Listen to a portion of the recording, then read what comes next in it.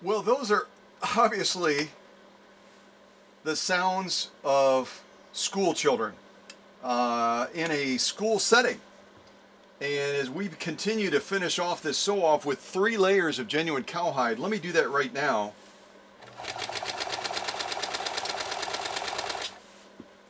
And yes, I will close the box.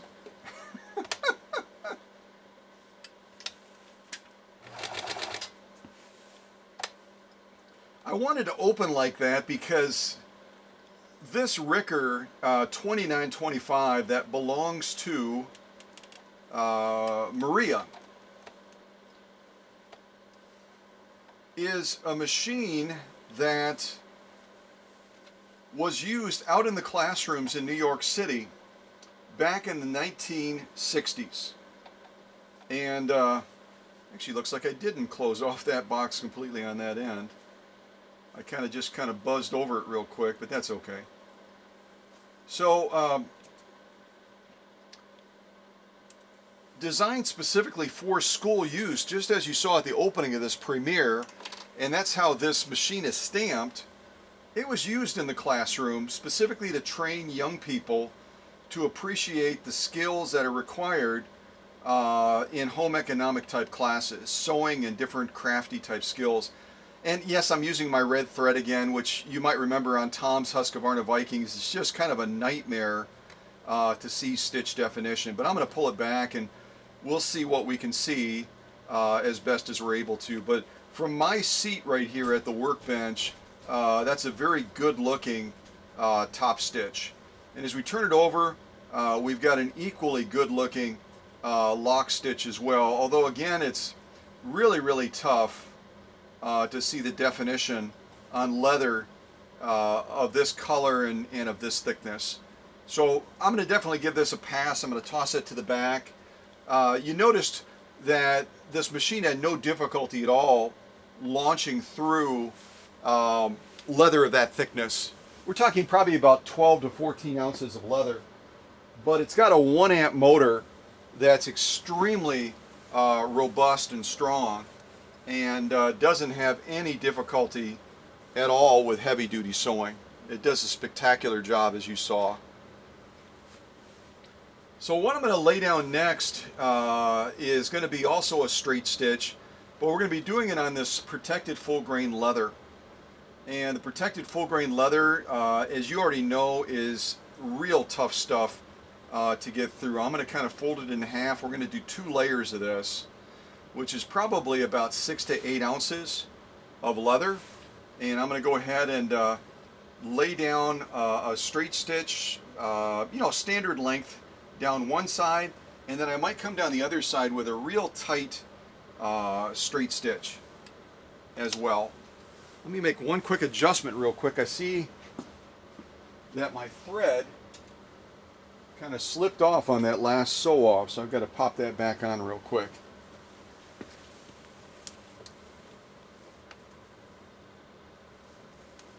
This has a real good setup as far as the way the thread is fed. There we go. You just have to get it positioned correctly, and then just kind of keep an eye on it, like with any machine.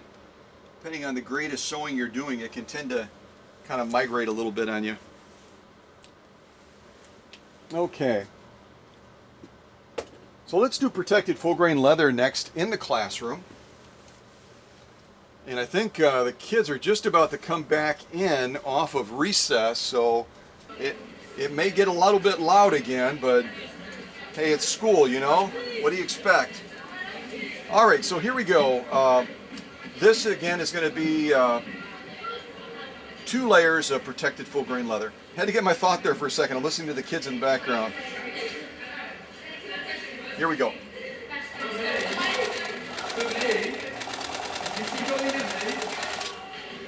And I'm intentionally kind of buzzing up and down on that a little bit with the regulating the speed.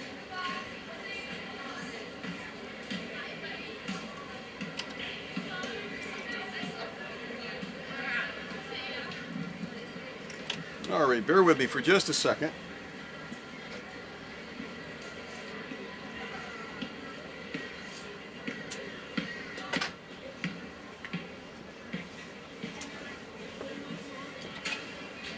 All right, I had to grab my scissors.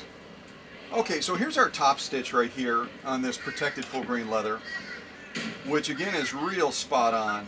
I like the spacing, the formation of that, and so much easier to see on this color of protected full grain leather over that genuine cowhide, isn't it? It's like night and day. And then we've got this lock stitch, and just ignore that mark there. That again is used by the people that use this to make private airplane seats, and that they're marking the leather for cutting it and stuff. And there's our lock stitch, which is also absolutely spot on in every respect. So I'm going to see if I can shorten this stitch now a little bit. We'll just lay down another stitch going down the other side, and we'll wrap up this sew off on this protected full grain leather. So I'm going to make an adjustment off camera. Actually, I can show you how I do it. It's real straightforward. These controls are not tricky at all. I think that's part of the reason they came out with a layout on this for the, again, designed for school use. They wanted to make it 3 knobs and have the knobs fairly straightforward to make adjustments on. So we're not going to touch this knob at all. This is our stitch selector knob. We're already set on straight stitch, which is number 5. And now we're going to take our stitch length down here. I started to point at stitch width. Our stitch length down here from 4 down to, why don't we say we'll take it down to about 3. We're not going to reduce it significantly. And again, whenever you're making adjustments on any selector knobs on a machine, always make sure that needle is clear of the material. Otherwise you're going to potentially bend a needle. So we only made a subtle adjustment. We took that stitch length from 4 down to 3. We did not touch the stitch width at all, and the stitch selector is still on 5 for a straight stitch. So let's buzz down here. We'll come down this other side. It's not going to be a dramatically different looking stitch. It's just going to be a little bit shorter than the original. So let's give this a go, and we'll keep marching forward. Make sure my take-up arm is all the way up, and it is. And here we go.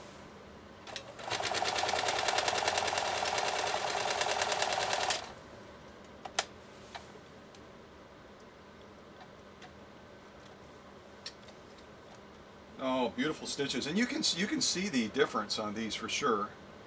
There's definitely going to be a difference in the appearance on these compared to the first row of stitches that we did.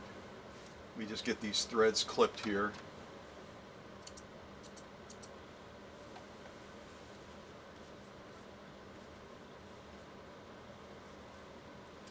And I did a lot of sewing on this needle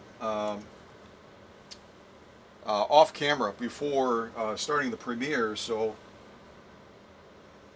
I've really been working this needle quite a bit already, and I don't think I'll have to switch it out. I'm still seeing good stitch definition. You can see our lower row right here. Just turn my camera lens around. There we go. This lower row right here is the first row that we did, and that was on a setting of 4 again for stitch length. And then we laid down these stitches right here just now on with a stitch length of 3, and you can see the difference. They're noticeably shorter than the other one, and again in both cases we laid down just perfect stitches. I'm going to flip it over so we can look at that lock stitch as well, and just perfect stitches through 2 layers of protective full grain leather. Those are absolutely as they should be, absolutely spot on in every respect. So I'm going to give this a pass as well, our 2 layers of protective full grain leather. I'll throw it back there by our genuine cowhide, or 3 layers of that. And now our last leather sew off is going to be on genuine elk hide. And just to just to mix it up a little bit, maybe we'll lay down some decorative stitches.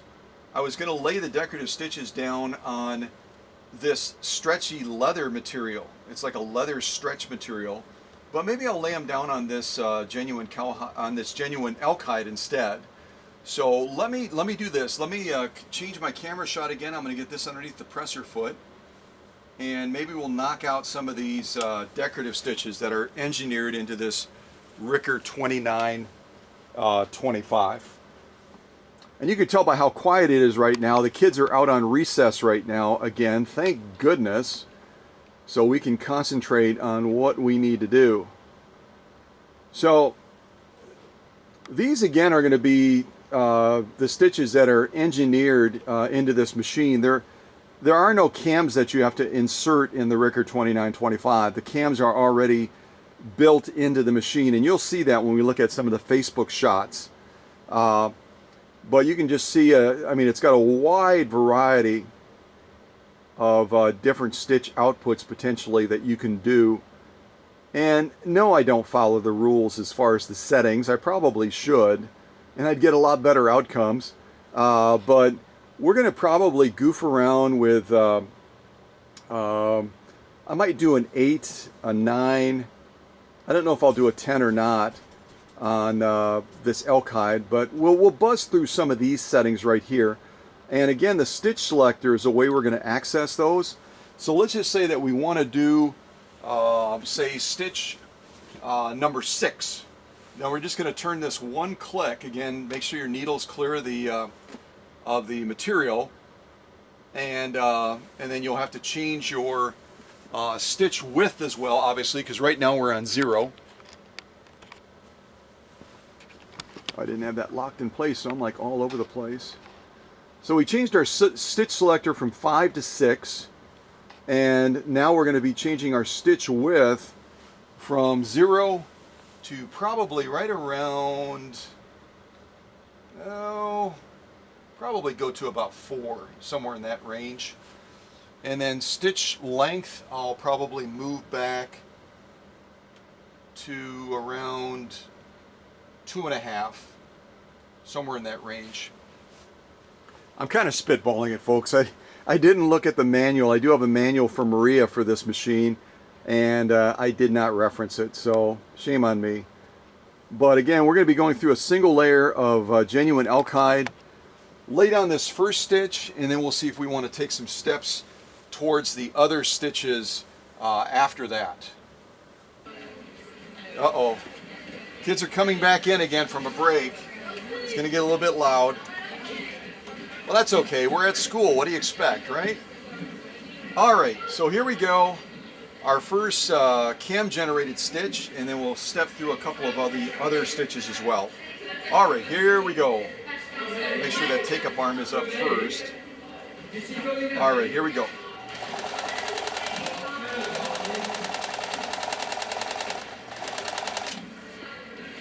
Such ease that this goes through materials, it's just ridiculous.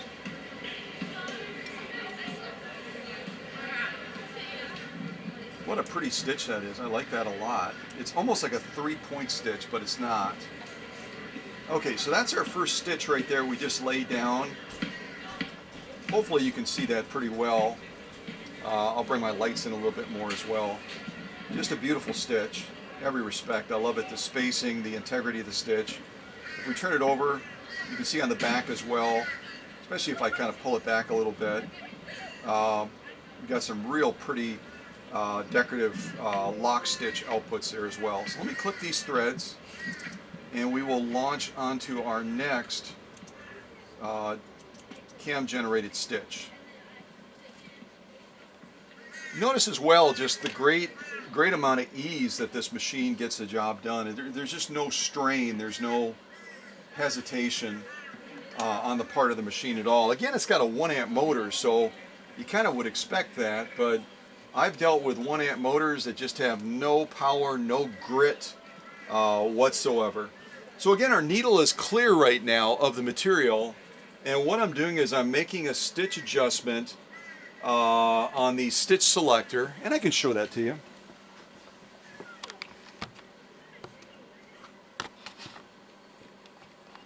We'll come out a little bit on the shot.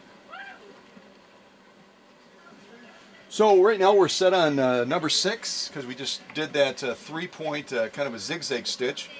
Now we're going to be going to 7, which is going to give us a totally different stitch output. And then I think our last one we'll lay down is probably going to be number 8. Boy, the kids come and go quick around here, don't they? They're gone again. they're here 1 second and now they're gone all over again. All right. So let's go ahead. I'm going to take a quick little drink of coffee. I don't know if you want to get something to drink as well real quick as we continue to march forward with this Riccar 2925. Well, I hope all of you are doing well. Obviously a lot of craziness right now with our world culture.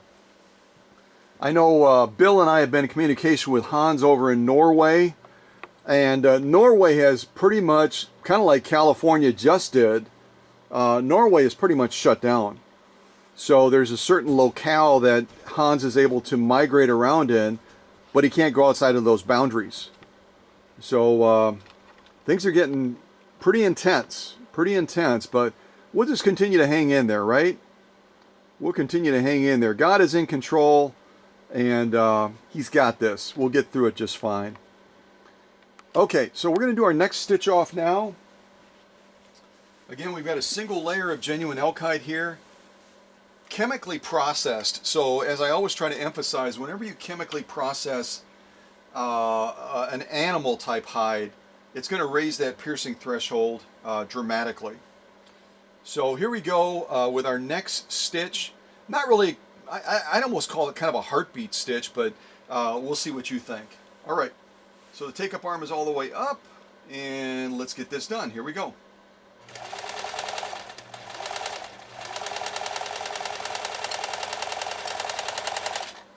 It's kind of going up and down there a little bit, and then he just decided, okay, I'm going to stay in one spot. I'll be a good boy. Let me give these a clip and we'll take a look at this, what I'll call a heartbeat stitch. It's not a blind hem. I would say it's a little bit different than a blind hem. I'd call it kind of a, yeah, I'll stick with heartbeat. I think that's a good name for it. So let me just clip these other threads on this end real quick, and we will take a look at them. So I don't know where you're listening to this premiere, where you're attending the premiere. but you may have some of the same abrupt changes going on in your neck of the woods too. So hopefully this is a nice little retreat, joining the premiere, relaxing, and just learning about another great machine that I've had a chance to prepare at the workshop here. So here you can kind of look at it right there. Top row is the first row we did. I'm going to kind of pull it back a little bit for you. Hopefully that'll help. And on the bottom is our heartbeat type stitch that I would call, which I think is also equally spectacular. And we can zoom in on these a little bit at the end if we have time, so you can look at them as well. And right now I'm obviously using Maria's machine without the extension bed, using it just with the free arm, but it obviously does have an extension bed as well that we could put on. As a matter of fact, you know what? Why don't I do that? I'm going to go ahead and put this right on top here, come out on my shot a little bit, and we will add the extension bed for the remainder of the sew-offs. I just have it tucked right over here right now. So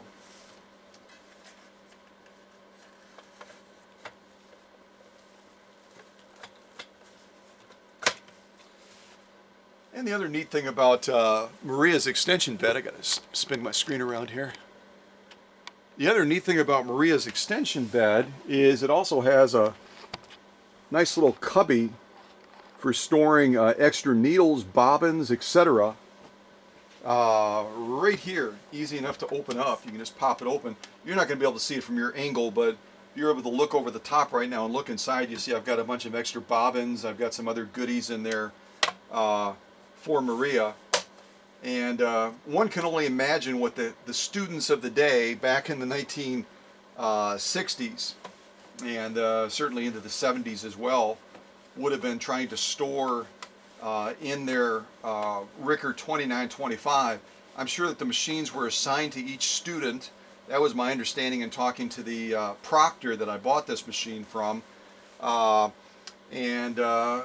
It wasn't uncommon to find chewing gum and other things like that tucked away in there. So, I mean, I would have done the same thing. I don't know about you, but I would try to sneak different contraband and goodies into the classroom regularly when I was at that phase of my educational process. So, what we're going to do now is we're going to go ahead and go on to our next stitch option. And again, I'll just come out on the shot a little bit so you can kind of see the very minor adjustment. I'll call it an extremely minor adjustment. All we're going to basically be doing is changing our stitch selector from 7, our heartbeat type stitch pattern, over to 8. And we'll go ahead and leave the stitch width the same, right around 4. And I may just shorten our stitch length just slightly. As a matter of fact, I think I'll leave the stitch width alone. I'm going to leave it on 4, and I'll leave our stitch length right around 2.5 in that range. And we'll go ahead and do this next stitch off, which is kind of it's not a scallop, it's kind of a shell type stitch pattern is what I would unofficially call it. So I'm going to zoom in on the presser foot, and we'll go ahead and lay down this next decorative stitch from Maria's Riccar 2925. Oh, here come the kids again. Sounds like lunchtime. It's right about lunchtime, I think. All right, so here goes our next stitch off. Make sure my take-up arm is all the way up, which it's not. And we'll lay down this next stitch pattern. Here we go.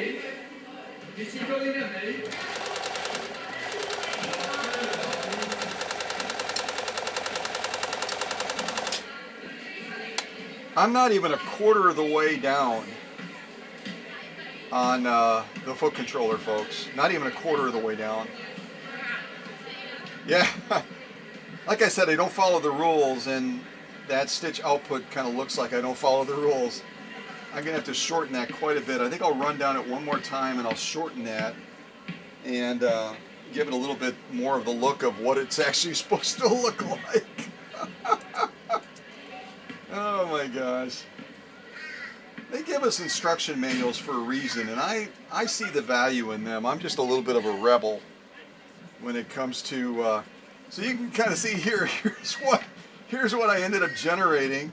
It's supposed to look kind of like interlacing shells, and it's not even closed. So let's try to give that a go again, and I'll see if I can shorten that a little bit more, and hopefully get a stitch output that's a little bit more representative of the actual stitch itself. So again, I'm making an adjustment on stitch length. I'm taking us down from 2.5 all the way to about, why don't we go down to almost 1. I'm going to go just short of 1, and we'll see if this turns out a little bit better than the first try. All right, you ready? Here we go.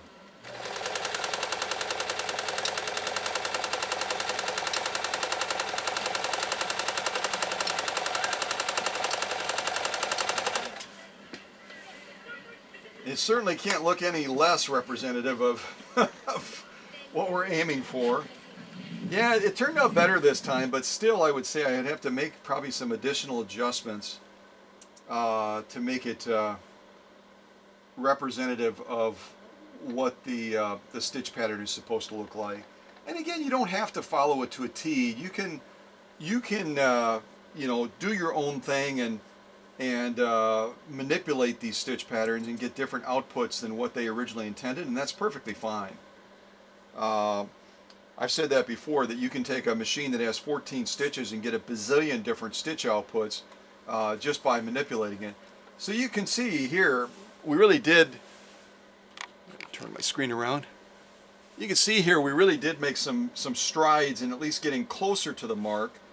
The one on the top is the first one we did, which I don't know what that is.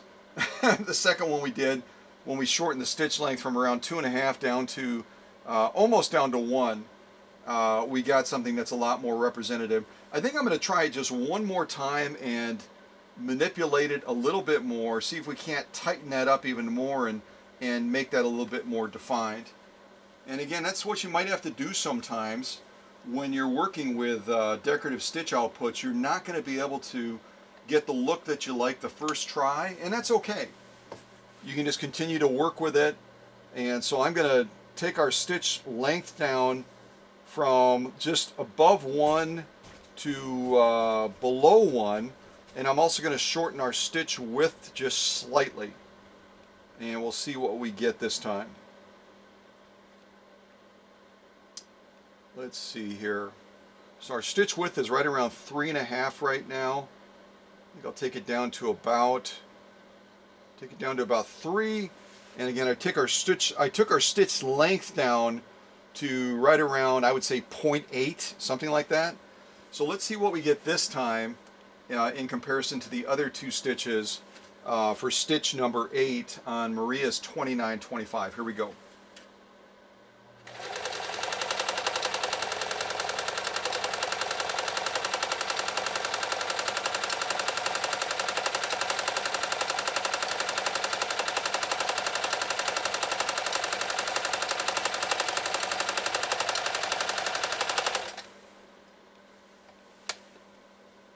Oh yeah, we're talking night and day, folks.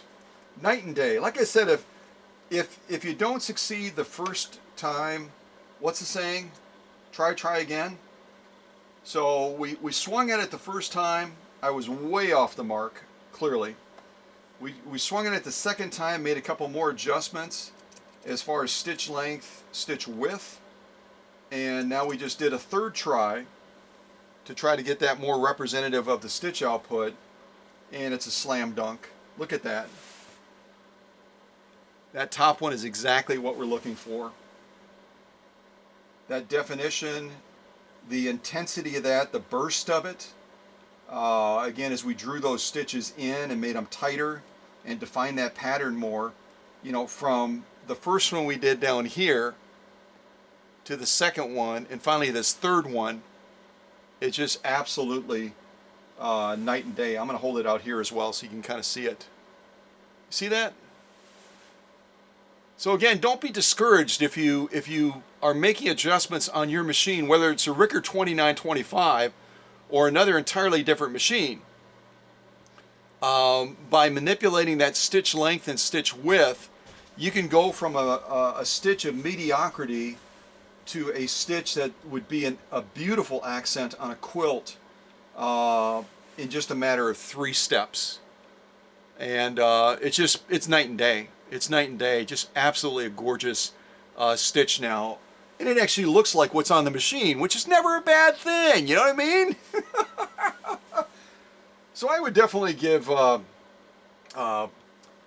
Maria's machine a pass on all the decorative sew-offs we've done so far. I'll do just one more. I'll do the very next one, which is number 9, and then we'll just kind of wrap this premiere up. And I think we need to wrap it up just because I think it's getting near the end of the school day. The kids are getting a little bit anxious. Yep, they're getting anxious. And we need to wrap this up, otherwise they're going to be flooding into this classroom wondering what we're doing, and it's going to get ugly pretty quick. Alright, so I'm switching us from the stitch selector on 8 to 9 now. Again, make sure your material, your needle is clear of your material. I'm going to leave all the other settings the same. Stitch width is the same. We're right around 3. Stitch length is right around 0.8. And we're going to buzz off on this final stitch, which is stitch number 9 on Maria's Riccar 2925. And I'll just buzz over and show you the pictures real quick to see if we get even close to it, or whether or not we have to go through several innovations in order to try to get it correct. So the one we just did on number 8 finally turned out. And we had done number 7, number 6 as well, as you know. And now we're going to do number 9, which should look something like that, I hope. So we'll see. Oh, you just never know, man. You never know with a live premiere. So I'm going to go ahead and zoom in on the needle, and we'll do our final cam-generated stitch off on Maria's designed for school use only Riccar 2925. And even though the kids are in this area right now and they're kind of making a little bit of noise, listen closely for just how silky smooth Maria's Riccar 2925 runs. It's magical. All right, here we go. Our final stitch off, stitch number 9. Here we go. Just make sure all my threading is correct. Yes. All right, here we go.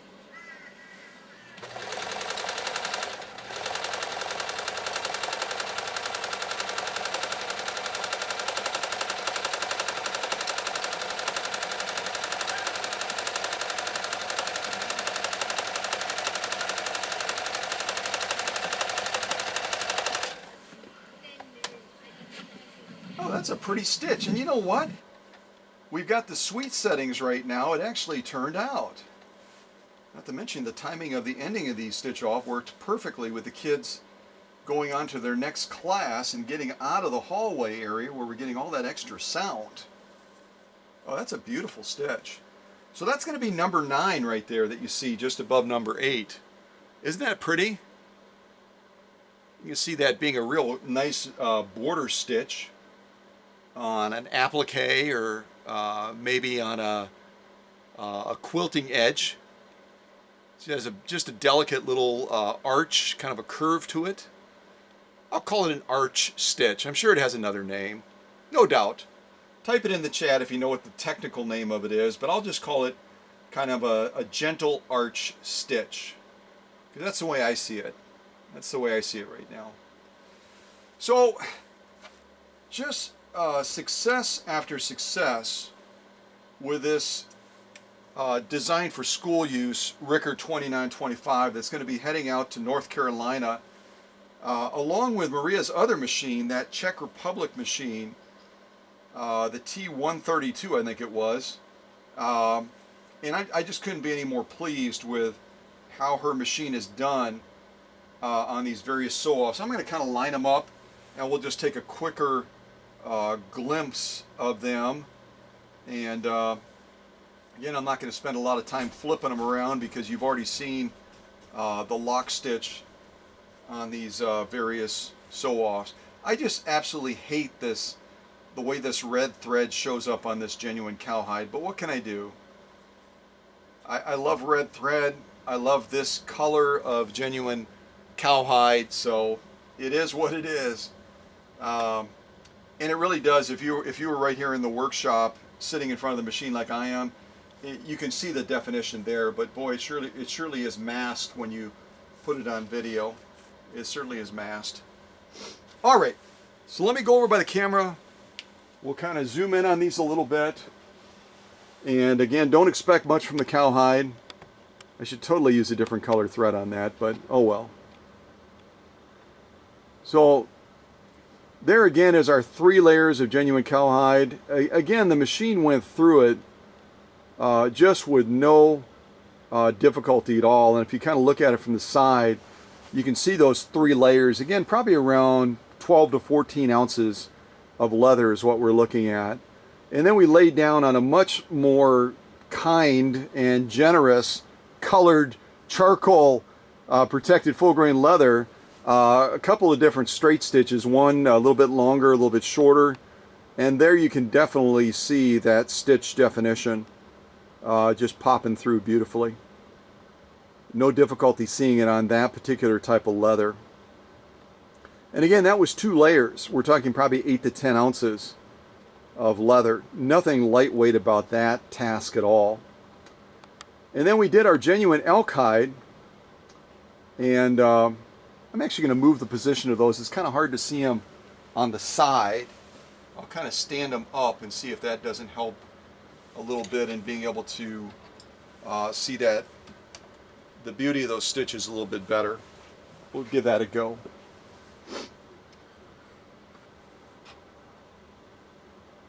So there's our little arch stitch, as I would call it. And again, I just think that's a spectacular stitch in every respect. And the way the machine did through the needle swing through this layer of genuine elk hide is really noteworthy. It's really significant. And then we had our different 3 phases of that. Whoops, I just bumped the camera. We had our 3 phases of my attempt to get that stitch output for stitch number 8, and finally got it on the 3rd try. I could probably refine it even a little bit more, but you can see from our first attempt to our 2nd to our 3rd, it's like night and day. It's like night and day, especially as I kind of slowly scroll down. You can just see we've taken exactly the same pattern, and just by manipulating the stitch length and stitch width, we've totally changed the way that stitch presents. It only took us 3 tries to get it right. That's not bad. And then we did some of our other cam generated stitches as well. These initial ones here on the far right, then the row over to the left, and then also that other stitch pattern as well. So I'm really pleased, very, very pleased with the way that Maria's machine did through these different phases of the stitch offs. I'm going to turn it around. Yeah, you can't really, just got to turn it around and show you the back side, thinking that we might get a clearer, but yeah, with that nap, it's not gonna help us at all. I'd literally have to come off the tripod to, really get close enough to look at those lock stitches, but they're spot on. They're obviously spot on. Okay, let me come out on this shot. Get these taken off.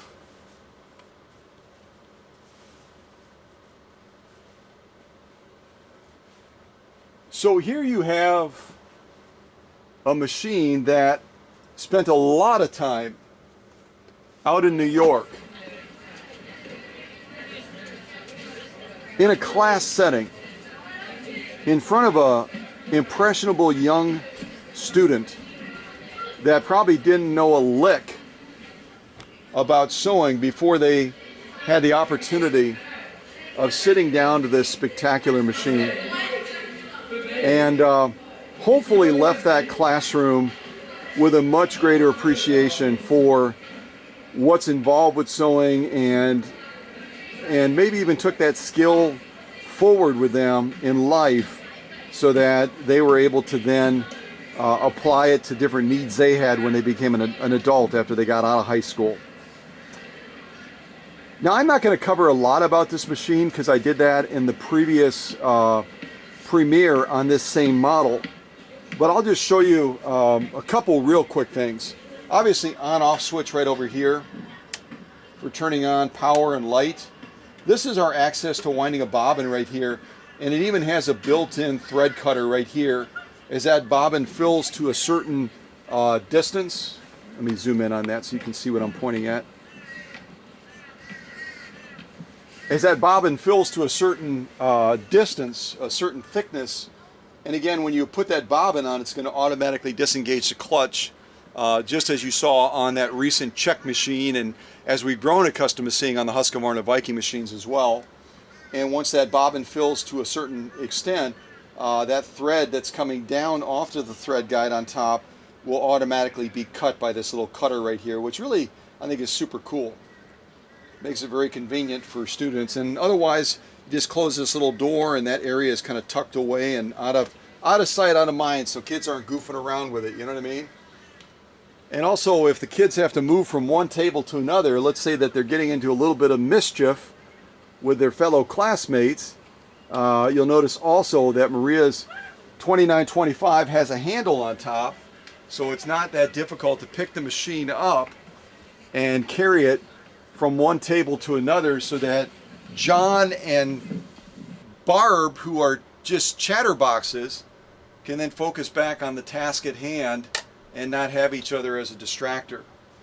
So again, I think that this is a phenomenal machine. I love the providence of it, having actually been used in the classrooms out in New York, that this was actually the instructor's machine.